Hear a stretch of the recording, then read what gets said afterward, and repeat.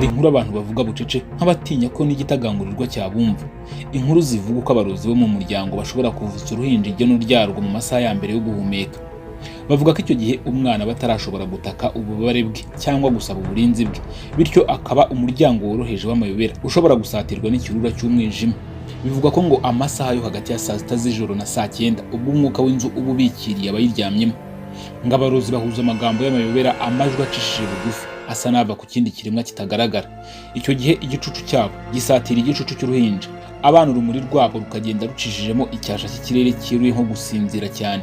Nyuma ngo barambika ku mubiri w'uwo mwana amagambo asa n'indirimbo yo mu mwijima, amagambo ataramenyekana kuva isi yaremwa. Bavuga ko icyo gihe igeno rye ryarindi riyobora umuntu rikamurikira inzira ye, rikoreshwa n'umucyo witeguye kubaho, riba ritangiye gutandukana n'amaraso ye, rigahinduka umwuka muremure nk'ikirere gifite ijisho rimwe cyitegereza kikareba hirya no hino kureba undi uzarikwirwamo. Abazi ibyo bintu bavuga ko igeno ry'uruhinja rishobora kugirwa inkambi y'umwijima, rikabikwa mu ndiba y'imbuto y'amayobera, rikazakururwa igihe bazashaka kuriho undi muntu uzakorana n'imbaraga z'inyuma. Nta gihamya, nta muntu wabonye icyo gikorwa n'amaso ye, ariko amagambo y'umwijima ahora mu buzima bw'abantu nk'ijwi ry'umuntu uvuye mu nyanja, rituje, ririmo imbaraga zidasobanutse kandi ritanigera rivuga byose. Murakaza neza ku Mayobera TV, urubuga rwihariye rugamije gucukumbura no kugaragaza ibintu bihishe, amabanga atavugwa n'amayobera akomeje kuyobera isi n'abantu bayo kuva kera kugeza umunsi wa none. Wicikwa n'amabanga, amayobera n'ibitavugwaho rumwe tubagezaho muri buri kiganiro tubategurira kuri iyi chaîne yacu kandi yanyu. Muri make ahariho honyine wasanga ibintu bidasanzwe utapfa kumva ahandi. Icyo bigusaba rero ni ugukanda subscribe ndetse no gukanda ku nzogera kugira ngo ubone amakuru mashya mbere y'abandi, hamwe na Mugirabanga ati mbahaye ikaze.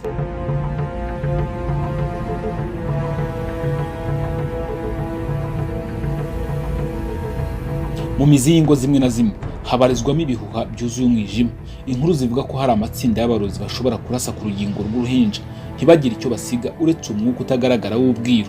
Bavuga ko icyo gihe umwana utaramenya kuvuga, utaramenya n'uko isi imeze, aba yamaze kuba intangiriro y'ikintu gikomeye.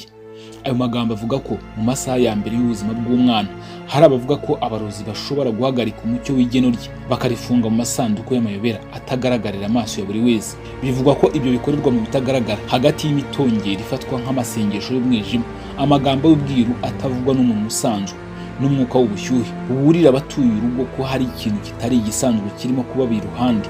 Kubw'ayo makuru akwirakwira bucece, ngo icyo gihe umwana basa n'uwabuze igicucu cye, ntaba akiri nyir'igeno rye. Abakuze bo mu muryango bafite imbaraga z'urujijo ngo nibo baba bamaze kurifata barifunze kugira ngo bazariho undi muntu mu bihe biri imbere, cyangwa barikoreshe mu bikorwa byuzuye amayobera atagerwamo n'umuntu usanzwe. Ibyo byose ni inkuru zidasobanutse zivugwa mu gicucu cy'ingo zimwe na zimwe, ntizigira gihamya, ntizigira umucyo, ziba hagati y'amagambo y'ubwiru, ubwoba burenze ubusanzwe, n'umwuka uhoraho w'amayobera utuma abantu batekereza ko hari ubuzima butagaragarira amaso, bugendera ku mategeko atamenyekana. Mu muco nyarwanda na Afurika muri rusange, igeno ry'umuntu ni kimwe mu bintu bikurura amatsiko kurusha ibindi.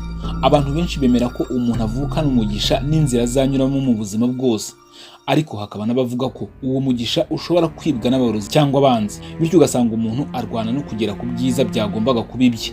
Iki gitekerezo gikunze guhurizwa hamwe n'amateka y'imiryango, imyizerere y'ikirenga, ndetse n'uburyo abantu basobanura impamvu hari abahirwa mu buzima abandi ntibagire amahirwe. Ariko kandi siyanse nayo igira ikivuga kuri rigenwa n'uruhare rw'imyanzuro y'umuntu.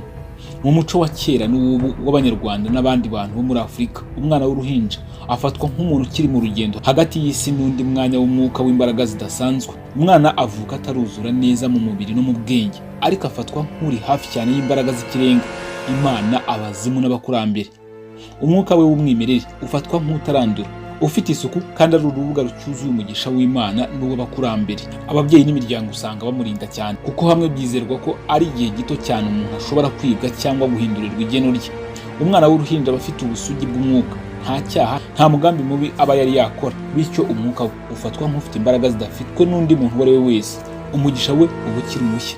Abakurambere n'Imana baba bakimurinda by'ukuri, abataranduzwa n'isi. Bivugwa ko ari bw'umugisha we uba ukomeye kurusha ibindi bihe byose mu buzima. Umwana avukana urumuri n'icyerekezo cy'icyo azaba mu gihe kizaza.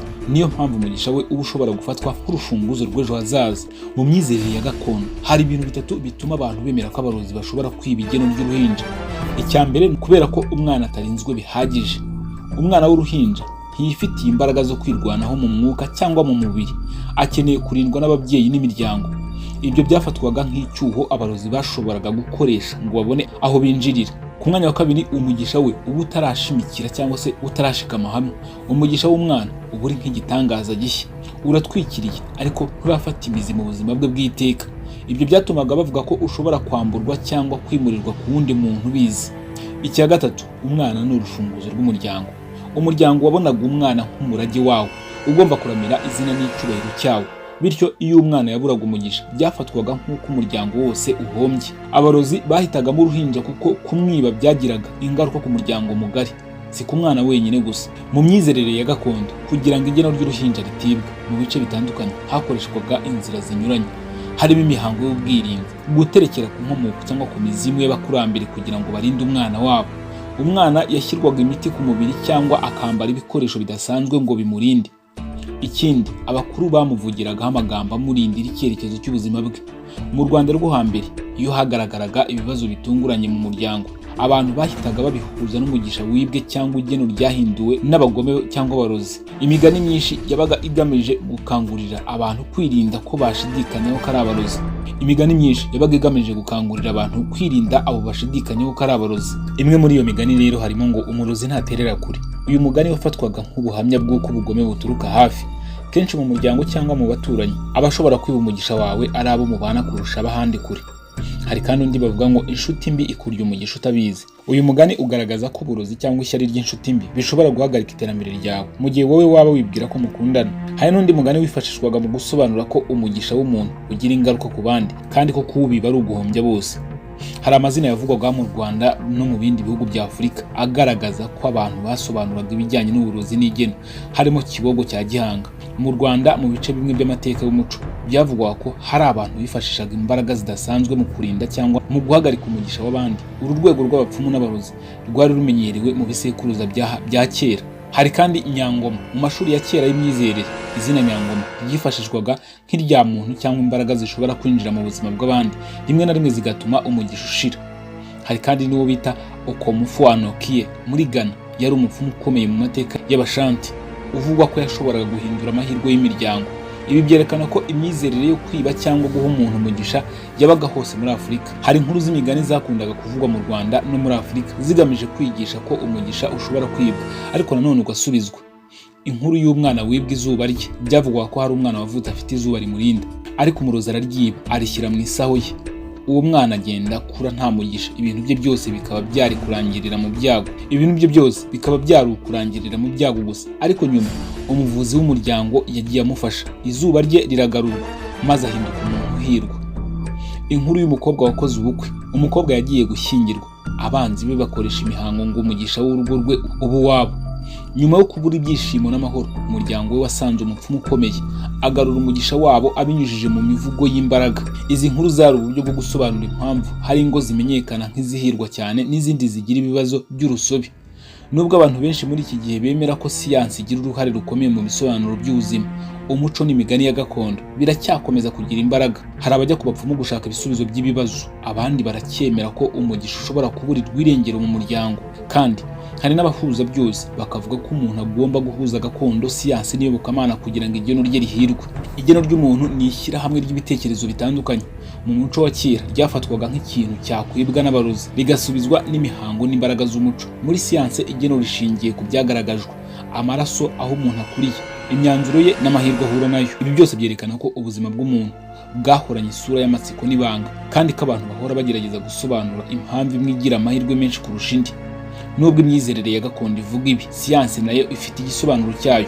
Umwana w'uruhinja afite umubiri utarashimangira ubudahangarwa, ashobora kwibasirwa n'indwara byoroshye, nta bushobozi bwo kwirinda ibyangiza cyangwa kwifatira ibyemezo. Iyo umwana akuriye mu muryango utamwitaho, ubuzima bwe burahungabana.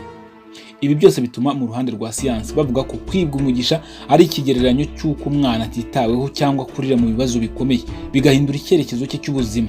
Mu gihe mu myizerere kera y'Abanyarwanda n'abandi baturage ba Afurika bivugwa ko buri mwana avukana umugisha we, uba ubarizwa mu muryango, mu ruhanga cyangwa mu Mana imurinda. Umurozi ashobora kuwiba. Iyo umuryango ufite amahari, abavandimwe cyangwa abaturanyi bashobora gukora imihango yo kwiba uwo mugisha bakoresheje imiti y'amarozi cyangwa amagambo mabi bakoresha. Hari kandi igihe cy'ubukwe, by'umwihariko umunsi w'ubukwe wafatwaga nk'igihe gikomeye cyane, aho abarozi bashoboraga guhagarika ibyishimo by'umuryango kugira ngo urugo rushya rudahirwa. Hari ndetse n'ikimenyetso cy'umugisha wibwe. umuntu ugira ibibazo bitarangira mu mikoro, mu mibanire cyangwa akagwa mu byago buri gihe yahabwaga isobanuro ry'uko umugisha we wibwe cyangwa se igeno rye ryahinduwe. Ibi byemerwaga nk'impamvu y'ibibazo byinshi by'ubuzima byabaga bitabonewe ibisobanuro mu buryo busanzwe.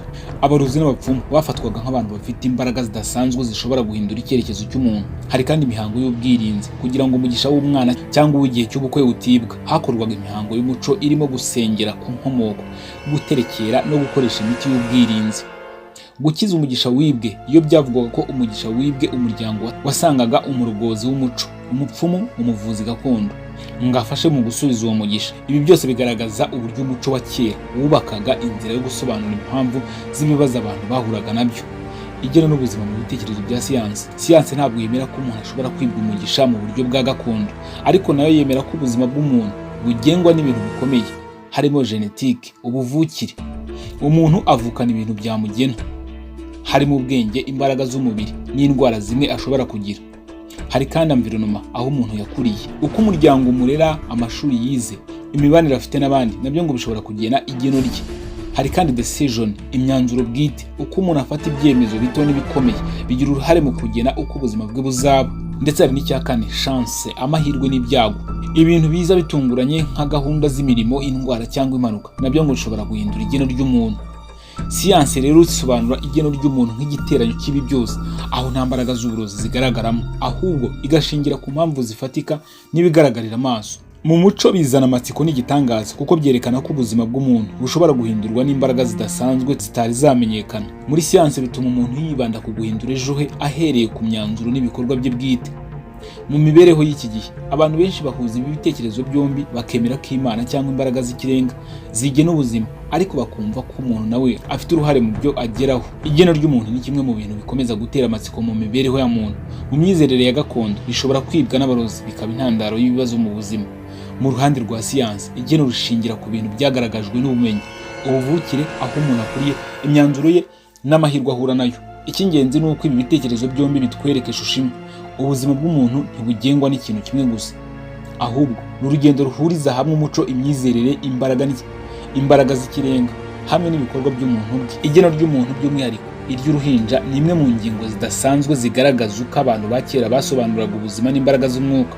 Mu myizerere ya gakondo, uruhinja rufatwa nk'umuntu ufite umugisha mushya wuzuye ubusugi bw'umwuka, ari nabyo byatumaga abantu bavuga ko ari rwo rushobora kwibwa igeno ryarwo n'abarozi, kuko rugifite intege nke kandi rutarashimangira icyerekezo cyarwo mu buzima.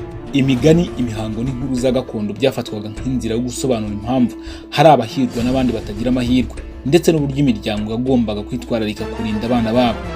Ku rundi ruhande kandi, siyansi yerekana ko impamvu umwana ari intege nke ari uko umubiri we n'imibereho ye biba bitarashimangira, bityo umuryango n'ibidukikije bikagira uruhare rukomeye mu kumwubakira ejo hazaza. Uretse ibisobanuro binyuranye, aya magambo yombi atwereka isomo rikomeye.